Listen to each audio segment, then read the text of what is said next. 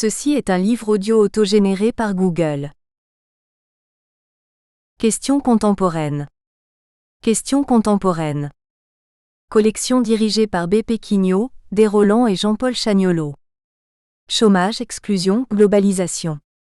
Jamais les questions contemporaines n'ont été aussi nombreuses et aussi complexes à appréhender. Le pari de la collection Questions contemporaines est d'offrir un espace de réflexion et de débat à tous ceux, chercheurs, militants ou praticiens, qui osent penser autrement, exprimer des idées neuves et ouvrir de nouvelles pistes à la réflexion collective. Dernière parution. Béatrice Grandory, La femme fatale. Ses origines et sa parentèle dans la modernité, 2013. Fred Dervin, La meilleure éducation au monde ? Contre-enquête sur la Finlande, 2013. Claude-Louis Moreau, Réinvestir le politique, 2013. Cyril Maret et Rémi Raher, Géopolitique de l'Arctique, 2013. Hélène Baumer, Plaidoyer pour l'enseignement des pratiques alimentaires, 2013. Tony Ferry et Dragan Berkic, La condition pénitentiaire. Essai sur le traitement corporel de la délinquance, 2013. Collectif Nous Autres, quelle action publique face au racisme ? Une recherche-action dans le Nord-Pas-de-Calais, 2013. Mostafa Benfares, Altérité, responsabilité et questions identitaires. Le cas du Québec, 2013. Dreyfus Louybo, politique, insertion et jeunesse, l'espoir du monde, 2013. Ahmed Kherraz, pour une participation des jeunes à la vie publique. Engagez-vous. Réengagez-vous, 2013. Rodolphe Dahl, Didactique de la communication, 2013. Sébastien Repère, Sartre et Béni Lévy. Une amitié intellectuelle, du maoïsme triomphant au crépuscule de la Révolution, 2013. Dédicace. À mes garçons, Robin et Ronan. Citation. Lorsqu'on rêve tout seul, ce n'est qu'un rêve, alors que lorsqu'on rêve à plusieurs, c'est déjà une réalité. L'utopie partagée, c'est le ressort de l'histoire. Elder Camara.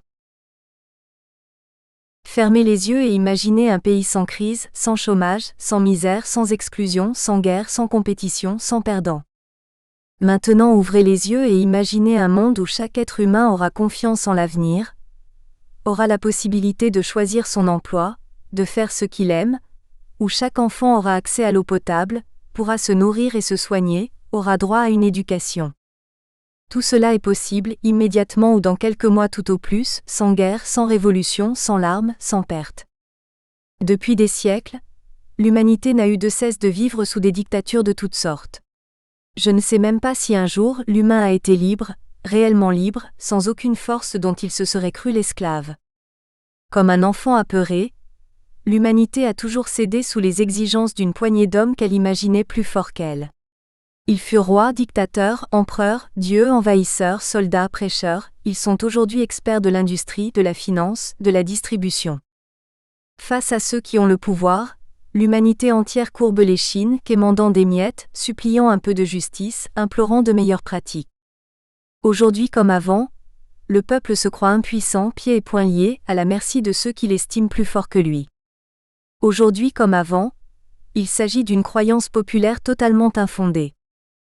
Aujourd'hui comme avant, c'est cette croyance qui crée une relation de pouvoir sans laquelle une telle relation est impossible.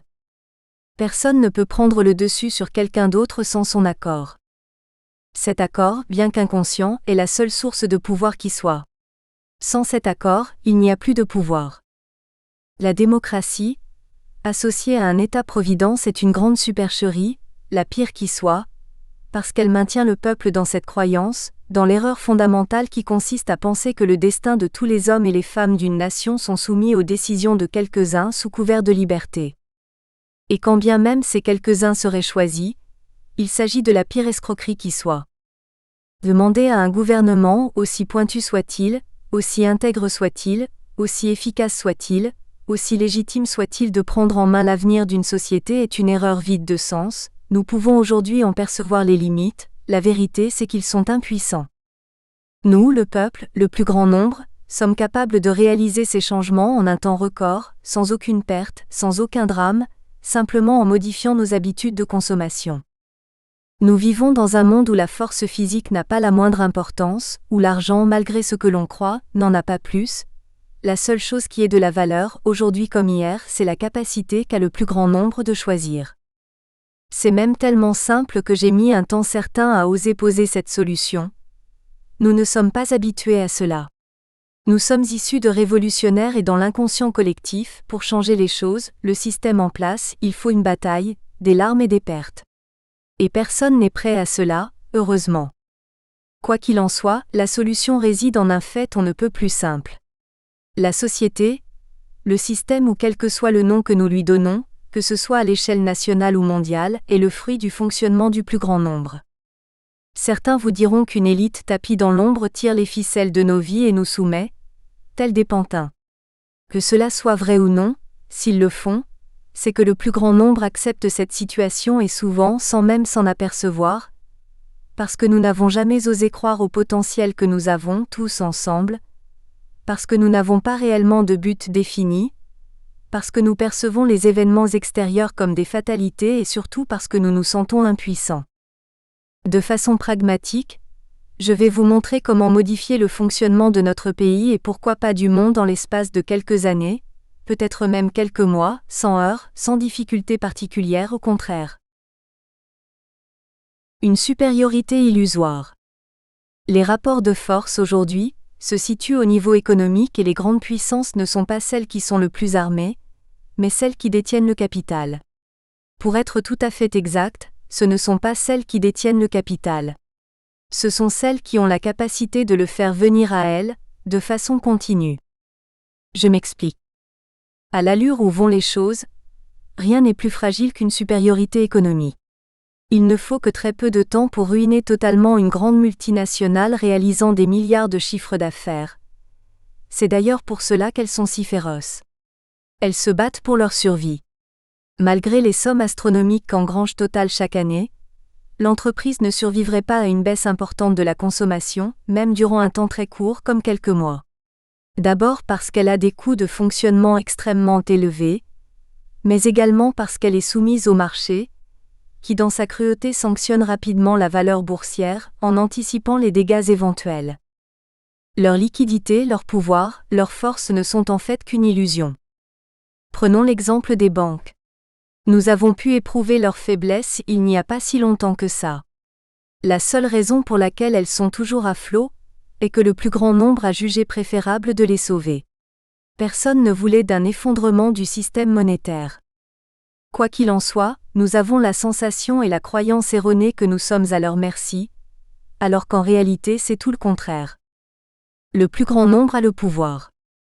En fait, la terminologie qui serait la plus exacte serait « Nous avons autant de pouvoir qu'eux, ils ont besoin de nous, comme nous avons besoin d'eux. » Et il est plus que temps de sortir de cette relation dysfonctionnelle qui ne satisfait personne.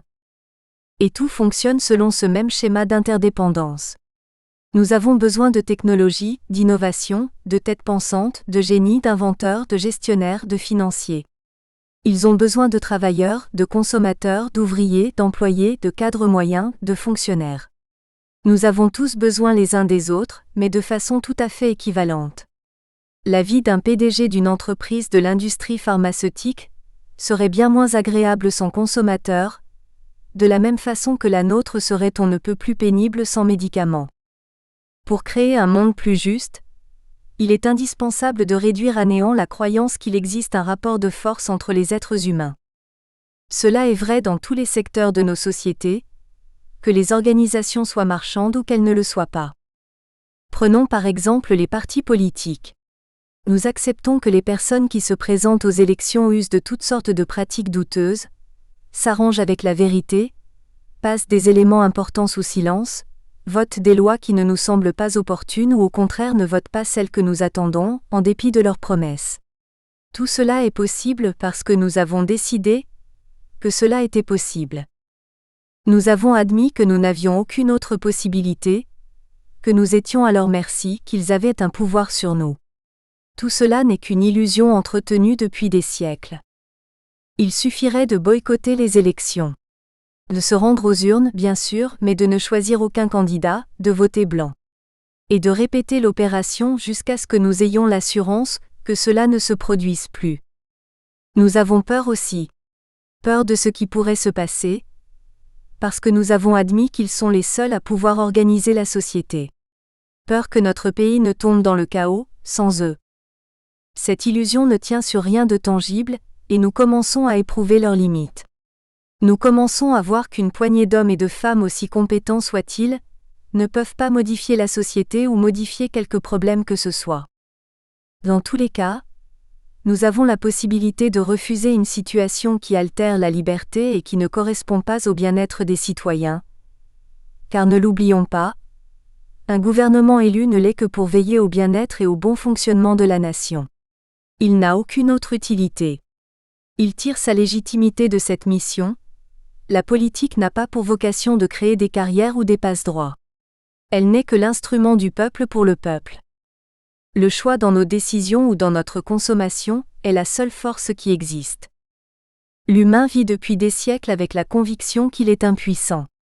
Seul il l'est effectivement, mais nous ne sommes pas seuls, nous vivons en communauté et nous faisons partie d'une famille, d'un groupe, d'une société, d'une civilisation, du monde. Dès lors que chaque citoyen du monde aura compris cela, plus aucune tyrannie ne sera possible, qu'elle soit physique ou psychologique. Nous avons une responsabilité dans la situation dans laquelle nous nous trouvons, dans laquelle le monde entier se trouve, chacun à notre petit niveau. Beaucoup diront que c'est faux, que personne ne peut lutter contre le rouleau compresseur du système, que nous n'avons pas le choix. Je suis désolé, mais je suis dans l'obligation de vous dire que ce n'est pas la vérité. Et c'est plutôt une bonne nouvelle.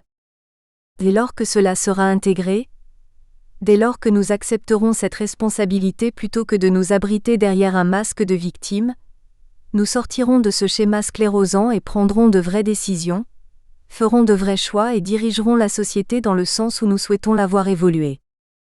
Il ne s'agit pas d'une rengaine partisane visant à vanter les... Nous espérons que vous avez apprécié cet aperçu.